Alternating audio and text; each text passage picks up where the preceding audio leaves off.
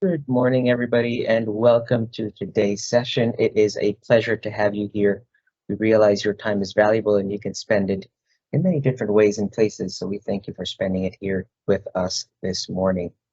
We just want to get through some uh, protocol items and making sure we all know where we're at and why we're here. And so let's start briefly by looking at our agenda for the day. We will start within the next couple of minutes looking at a brief introduction of Inova Solutions and Solvex, what we do, who we are, our partnership, and then we'll get right into the meat of today's matter.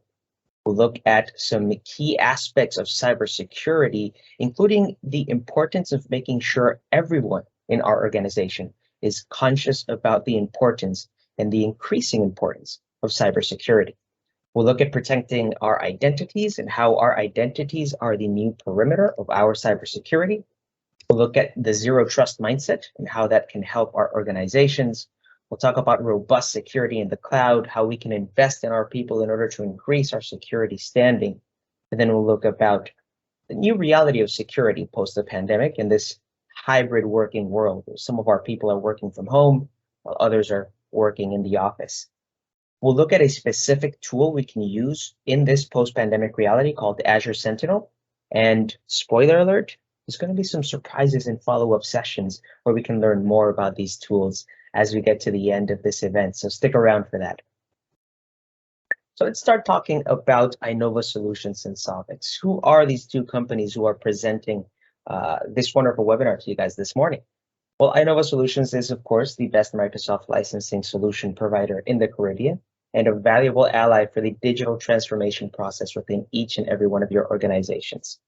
Our mission is to empower your org to be able to create business advantages by adopting this digital transformation.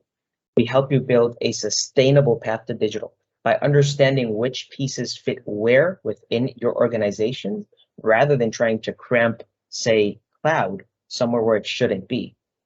This helps your business better serve its customers and employees, and it helps makes the adoption process of digital a lot smoother and longer lasting. Solvex is a leading Microsoft provider, and in fact, the best partner for the combination of Microsoft Veeam and Adobe Cloud Solutions. They are a worldwide Microsoft partner with presence in the Dominican Republic, in the US, and several other islands, and they are focused on creating positive, strong, memorable customer experiences. Together, Inova Solutions and Solvex have teamed up to bring you the best of both worlds. We can provide deep expertise in Microsoft licensing to be able to help even large, complex organizations understand the best way and the most cost-effective way to get the tools that you need and continue to be compliant in terms of licensing. We can provide end user training to be able to ensure that your employees are able to use the tool set that is at their disposal, but also IT training with the aim of being able to certify your IT staff to ensure not just that you have these tools, that your end users are able to use them, but that you are able to configure them in ways that ensure security, compliance, and governance for your organization. And of course, we can actually help in the process of deploying, configuring, and making sure your staff is using these tools correctly through our IT solutions team. Whether that means simply consulting and guidance on does Planner or Microsoft Project work best for your needs, or whether it's a complex deployment of a Kubernetes cluster in order to be able to deploy a core banking app. Whatever it is, Solvex and Inova Solutions can help you guys ensure that you have the right tools and that you are using them correctly. So let's very briefly look at our speakers today. You are hearing currently the voice of Nestor Diaz, that is me. I am passionate about finding ways to make technology work for your business, not make your business work in order to be able to adopt technology. I have an IT and computer science background, which of course I leverage for my day-to-day conversations and ensuring that I have the expertise needed to be able to help you make the most out of your cloud deployments. In fact, that is my role at Inova Solutions. I lead the Azure Task Force, which is a group of Azure-focused employees, which help understand how the cloud fits into your business, because frankly, it's not going to fit everywhere. So we have to find where it truly gives your business a competitive advantage and leverage that advantage. I'm also, as you can see, an expert at taking very awkward photos, but there I am nonetheless. Our main speaker today will be Carlos Enrique Corniel, who has a far more impressive last name than I do. He's a security specialist for Solvex Dominicana who loves all things cybersecurity and is eager to share his knowledge with others. He really wants to help you understand the how, why, when, and what of cybersecurity. It's not just hearing and parroting maybe truths that other people have given us. It's not just deploying a tool because I heard it was good or I heard it would improve my cybersecurity, but truly understanding how the pieces of this cybersecurity puzzle fit together and how your organization can leverage them as best as possible. That's pretty much it for my short introduction. So without further ado, I'll hand it over to Enrique.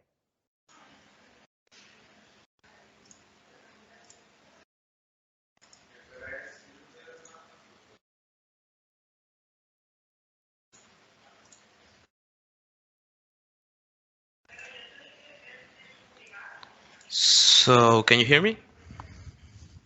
Yes, sir. Yeah. Thanks, Nestor, for the introduction. Hello, everyone. My name is Carlos Enrique Cornel. A pleasure to be here to discuss security topics. I hope you learn and enjoy the event. So, let's start talking about security is everyone's job. So, one of the best approaches talking about security, especially security in hybrid workplace, is create a culture well where security is everyone's job. To accomplish this, we can provide guidance in security topics to our employees, such as keeping device healthy and managed. So all devices that need access to corporate resources must be managed to seamlessly keep your device and secure and protected from phishing and malicious website, for example. And another solution could be offering trainings. So you can offer some resources and guidelines for employees that would work remotely and part or full time directly. Also, securing home offices. So both sides of the connection needs to be secure. So to accomplish this, we need to provide guidelines and best practices to protect home offices or of our employees directly. And also, and the last one is building a zero trust mentality. So where you assume breach and check everything, I will be talking about this deeply later. So while we have been remote and as part of a security trust, zero trust approach, zero trust framework, we also have been moving employees off the corporate network.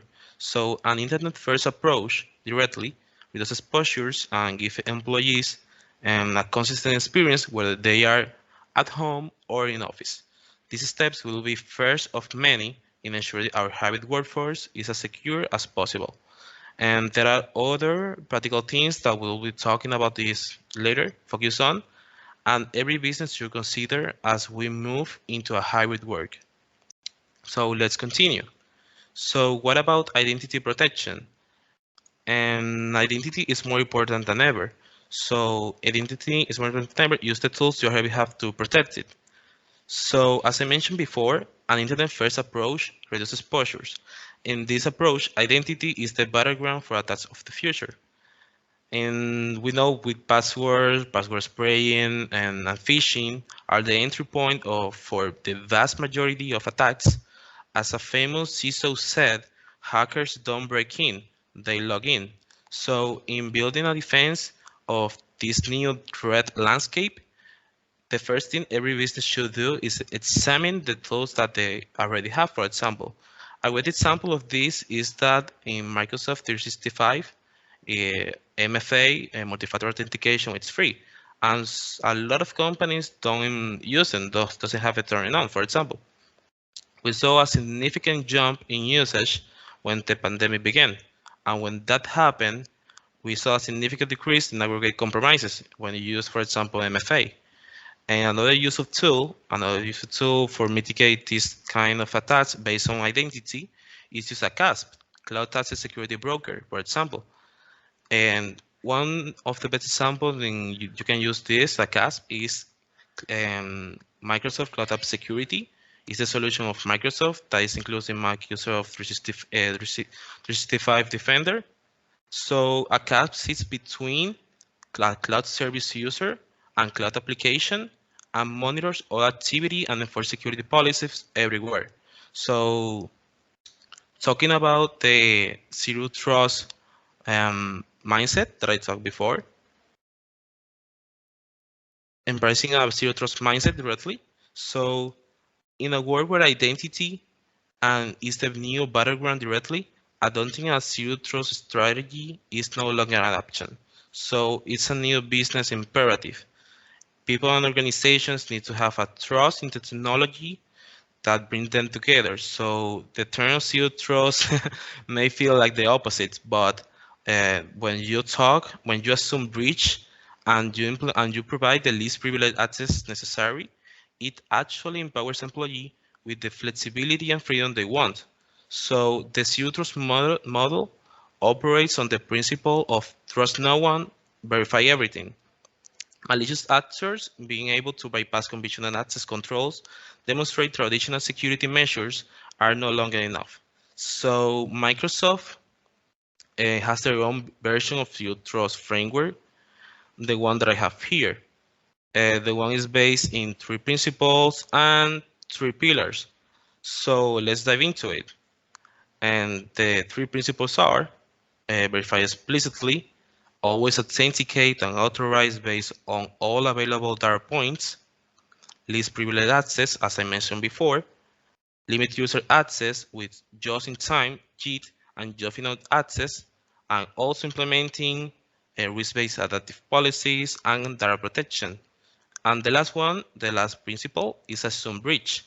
Minimize blast radius and segment access, provide end-to-end encryption, and use analytics to get visibility all across the crowd and improve defenses. So about the six pillars, the first one is identity.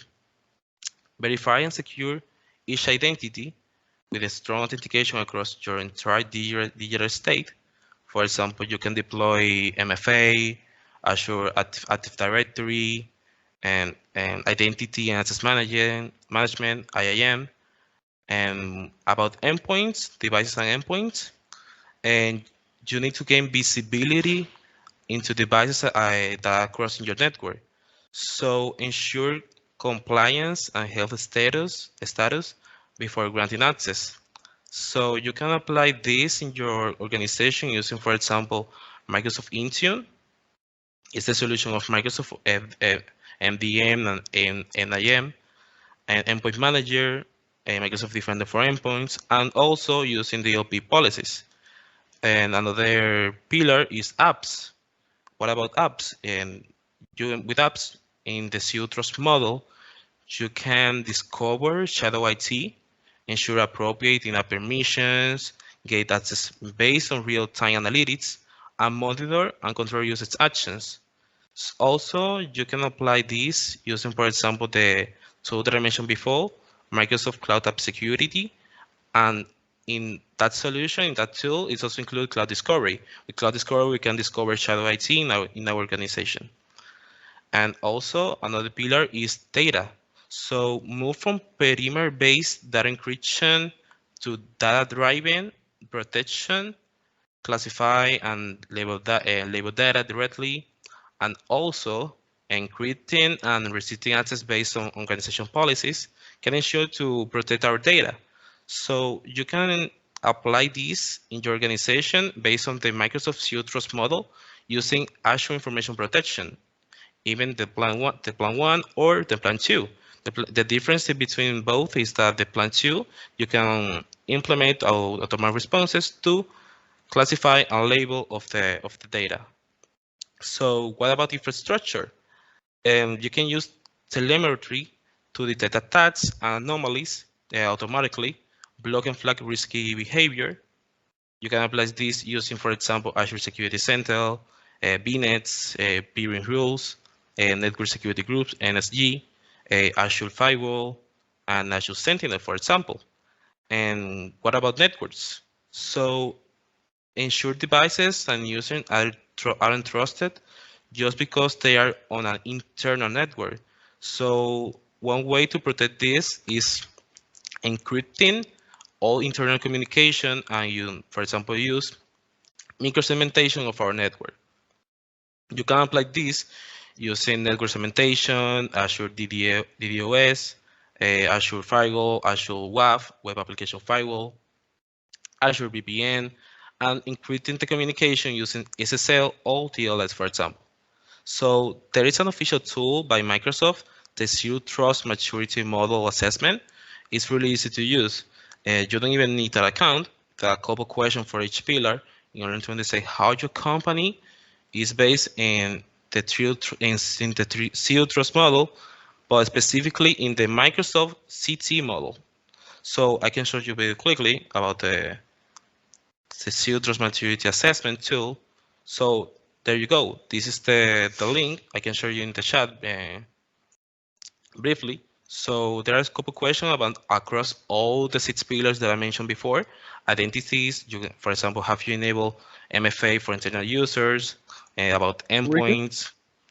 Yeah, before you move there, can you move back to what you were showing before? yeah, Thank you. So this is Rena from Solvex also. Enrique, there is some feedback on the chat, so it's good for you to read it. Answering to the question that Maria had, what Enrique was presenting was actually the zero trust model, and all the pillars are the ones that you are seeing there. So identity, yeah, device endpoints, data, apps, infrastructure are the pillars that we have to take care when we go in depth with security.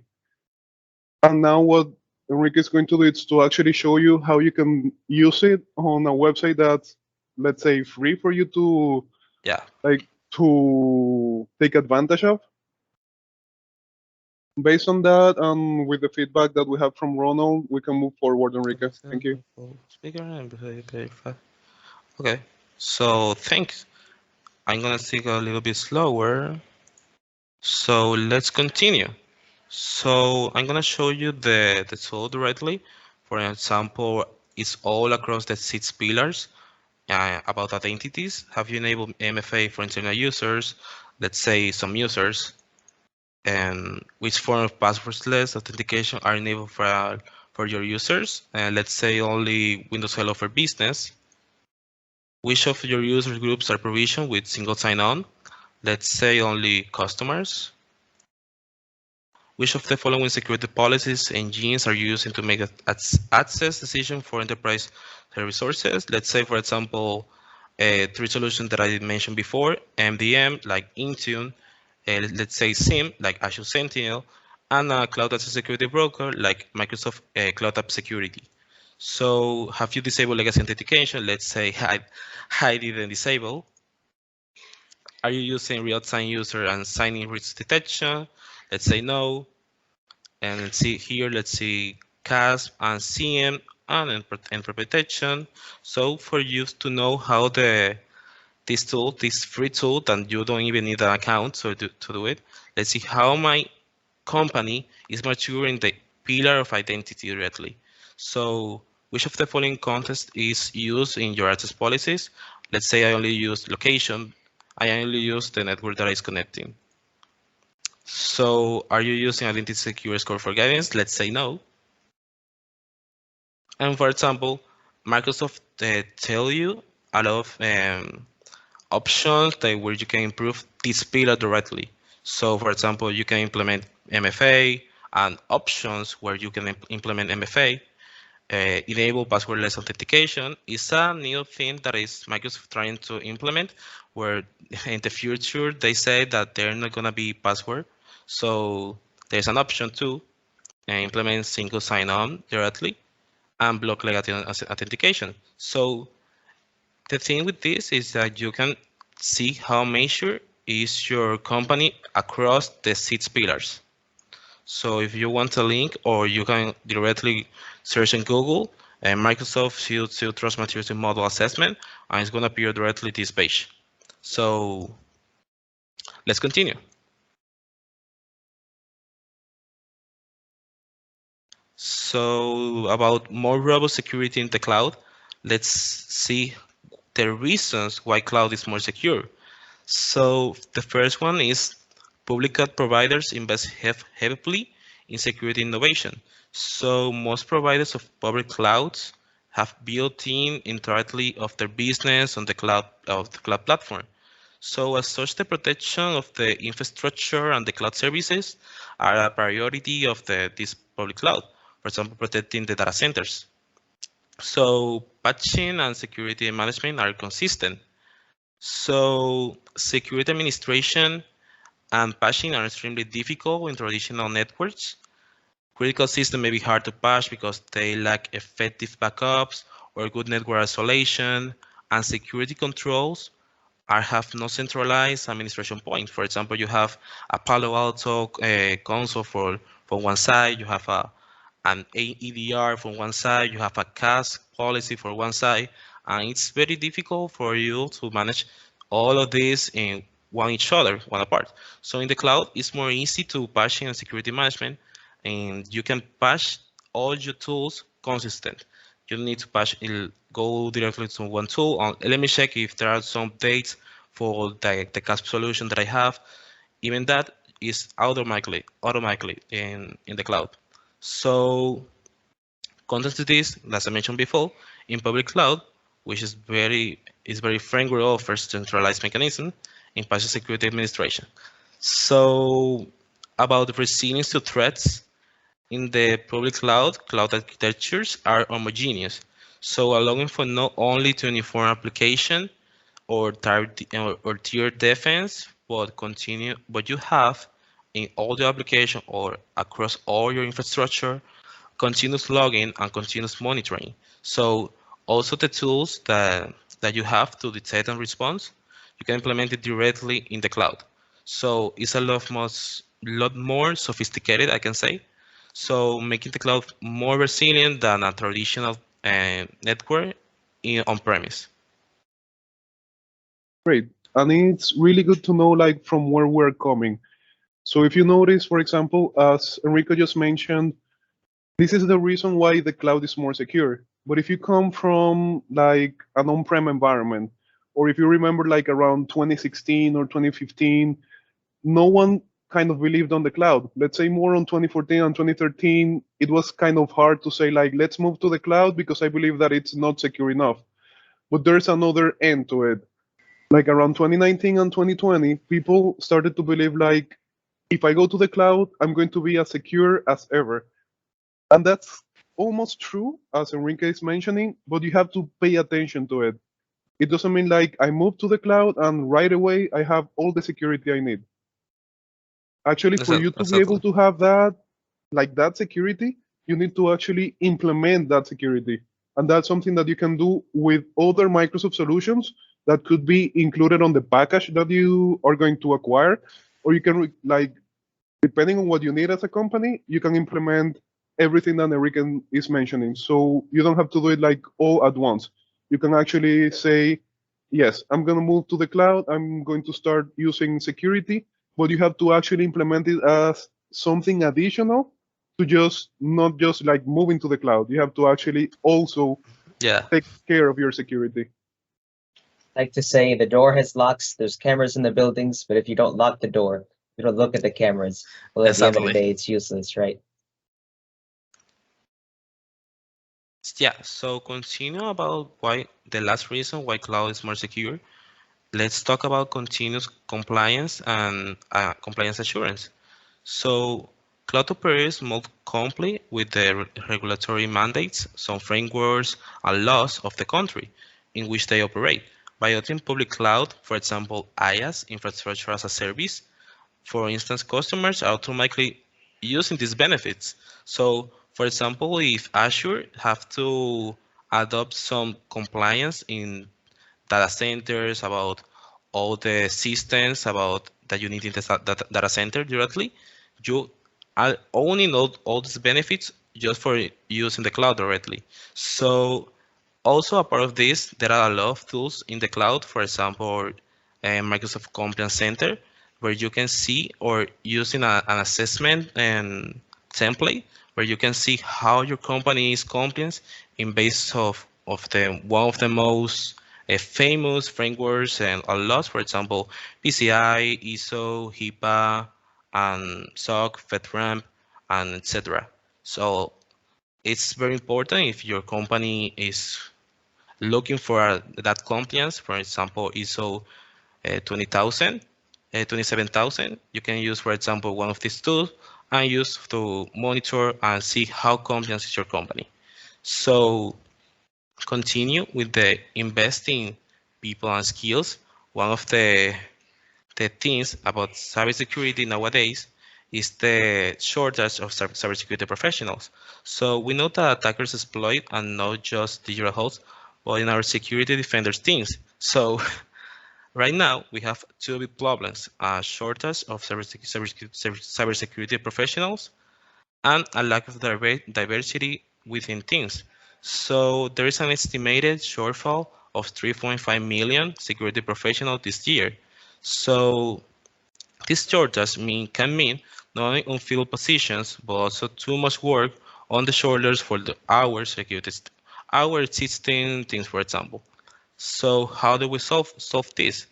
We build the workforce of the future, build the defenders of the future. So we teach, training, and our new defenders.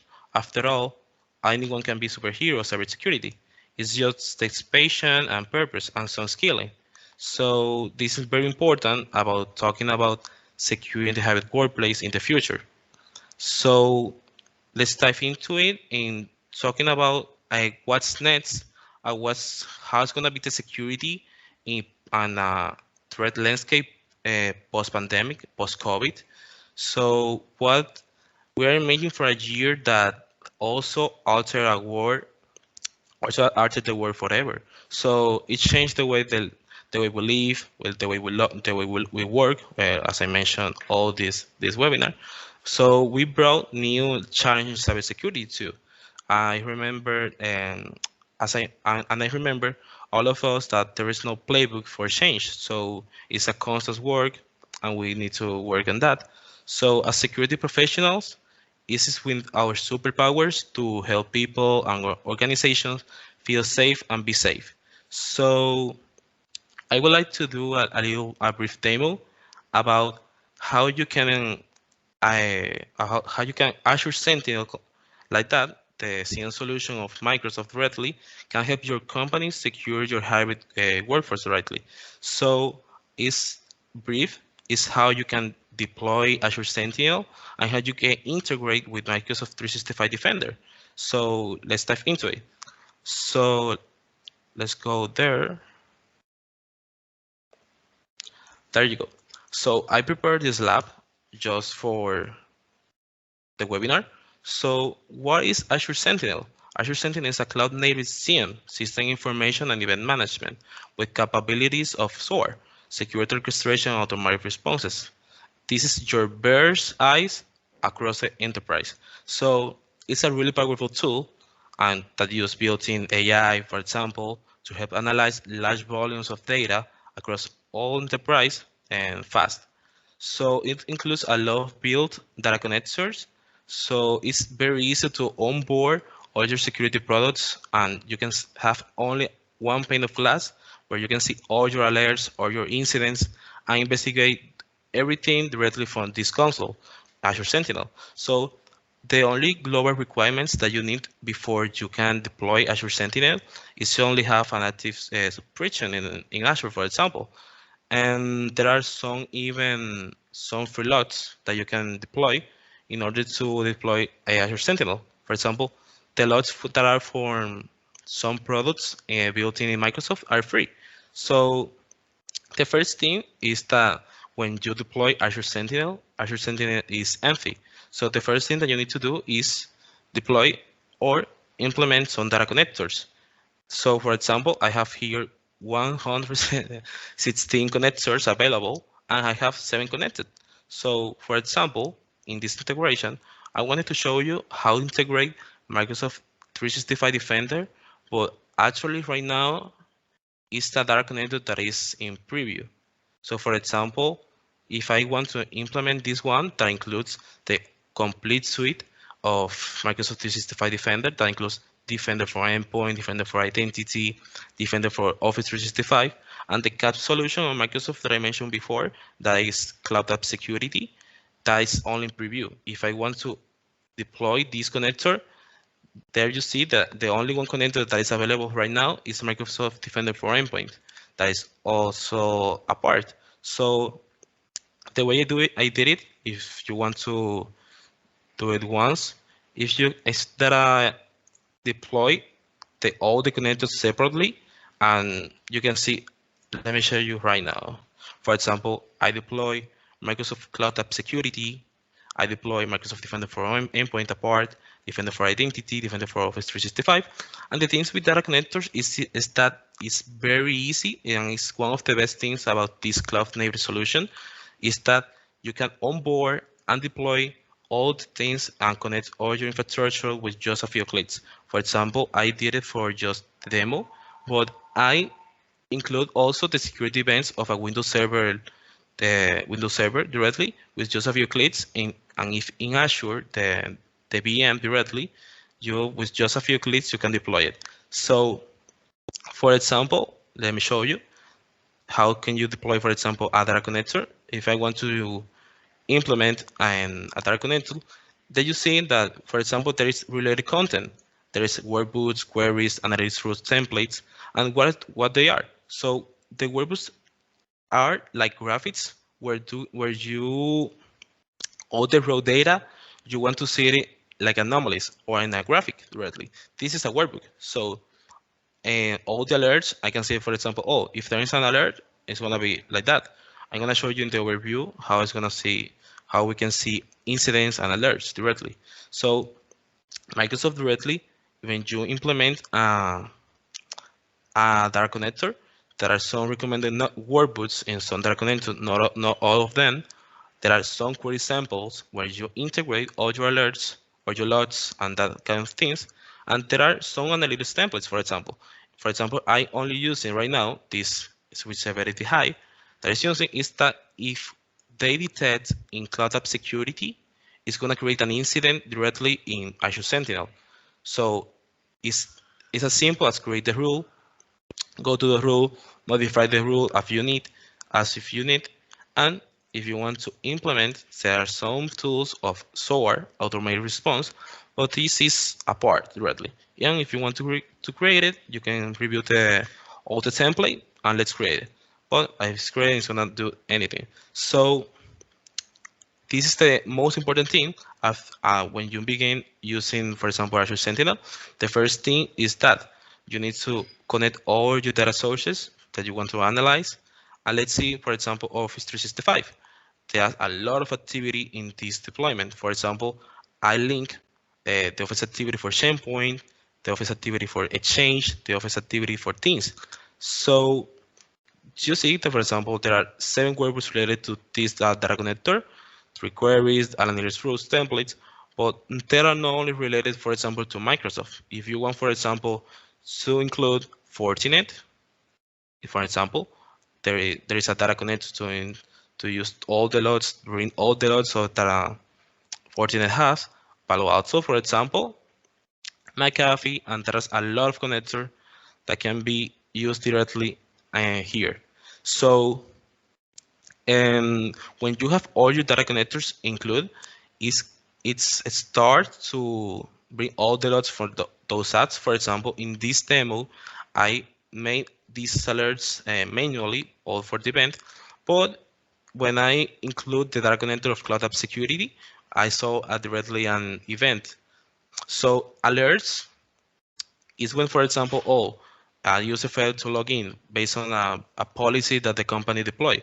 So based on alerts, you can create incidents. So for example, let's see here.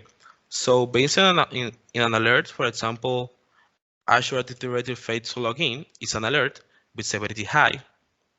It creates an incident. So in the incident panel, we can all investigate about all this incident.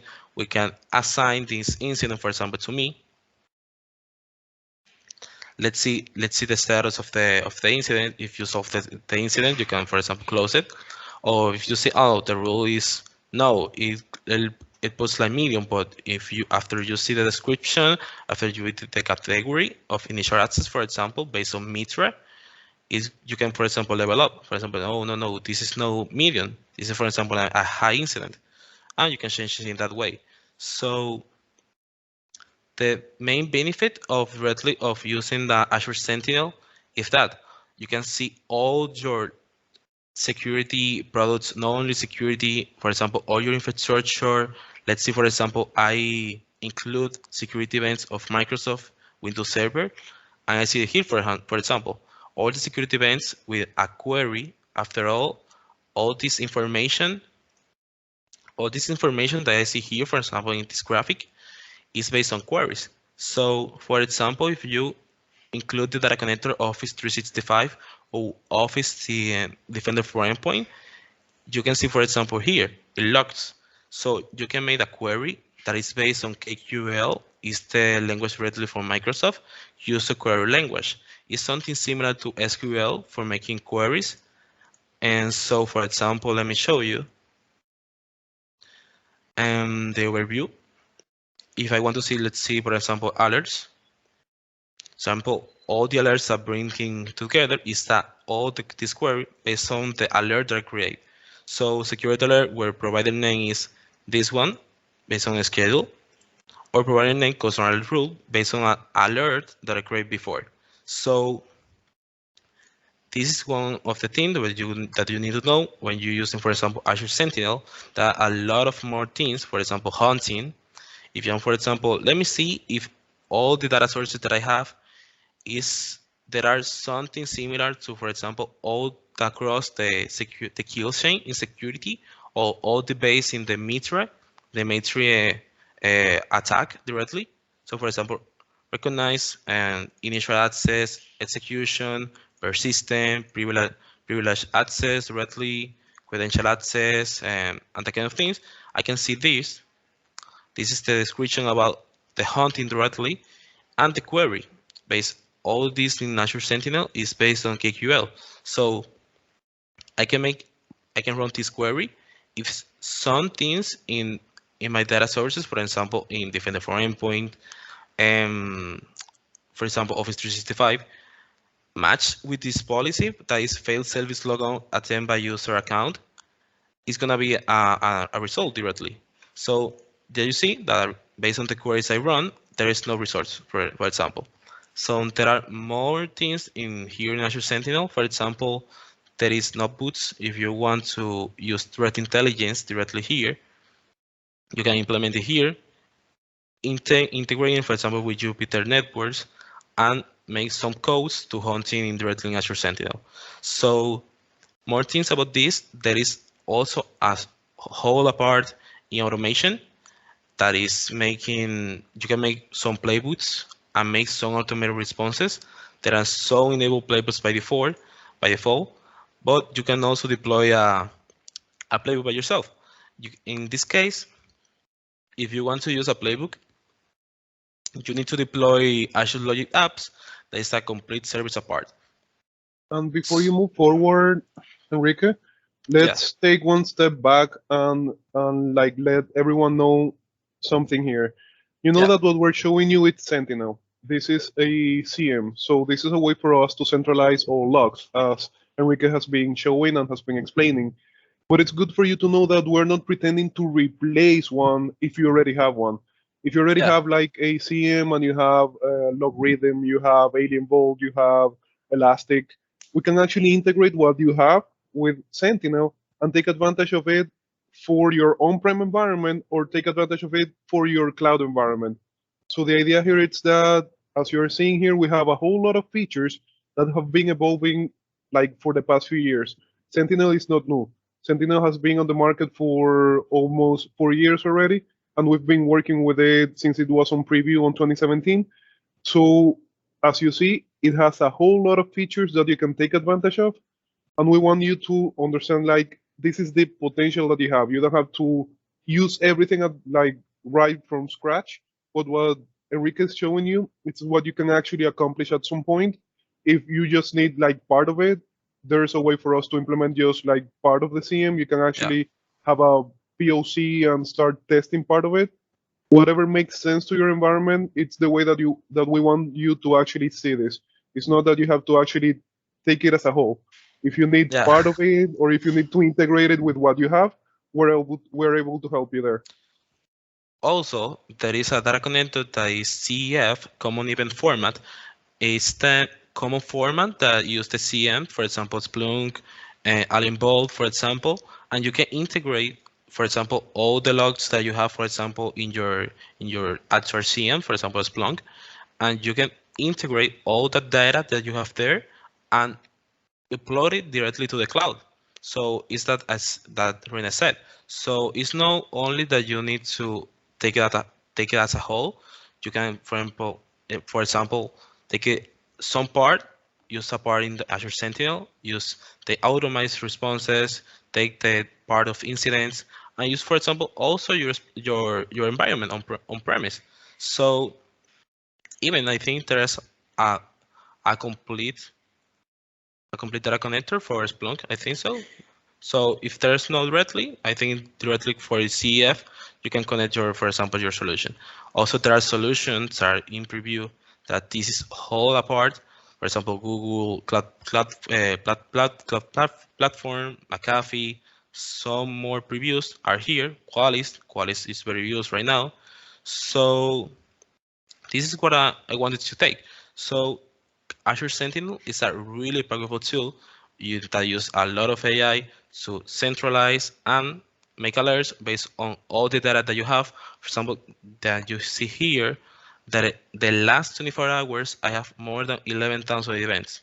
So imagine analyzing all that data manually is a disaster. So for example, the last 24 hours, 48 hours, I have more than 25,000 events, and automatically it creates 8 alerts.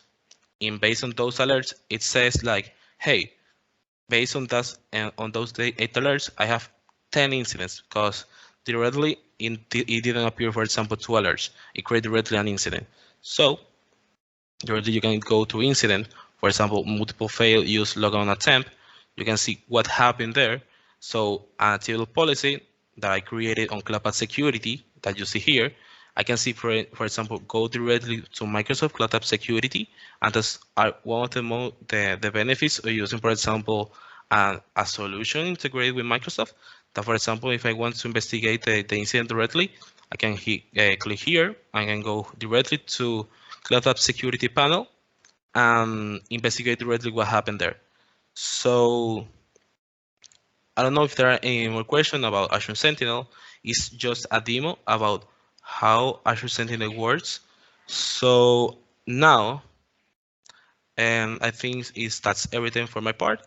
So thanks for listening, and I hope the topics covered here help your organization build the next hybrid workforce. Now I will leave you directly with Nestor, who's going to tell you more things.